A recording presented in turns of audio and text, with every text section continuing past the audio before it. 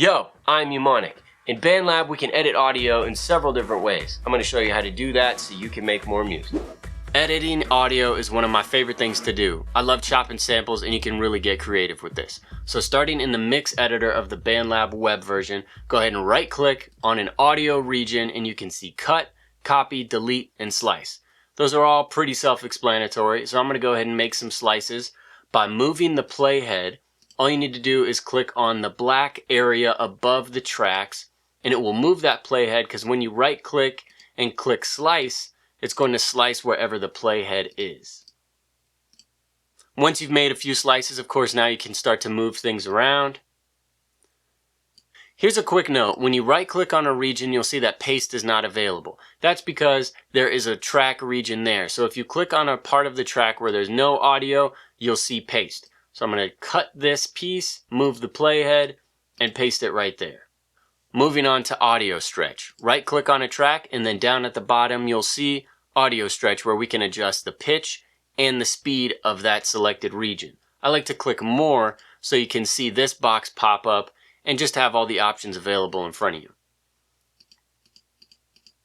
And lastly, one of my favorite things to do, let's say right before a beat drops, is have a reversed sample leading into it. Simply right click on the region, then reverse region, and you'll see it flip. Now let's check out audio editing in the BandLab mobile app. Simply put, it's basically the same thing, except we're not able to reverse regions or do any audio stretching. So to access the features that are available, simply double tap on an audio region and you'll see cut, copy, slice, loop, delete, and shift. When you tap loop, you'll see at the bottom you have 5 options. You can either turn off looping, so it'll just be that region, and then 4, 8, and 16. Now that's how many times it will loop. Or you can tap the last one, which will go to the very end, and the maximum being 6 minutes right now of record time in BandLab, both the mobile app and the web version. Alright, there you have it. Hit that like button if this video helped you. Comment down below with any questions. Subscribe for more BandLab tutorials and some music making adventures I have planned in the future. And lastly, go make more music.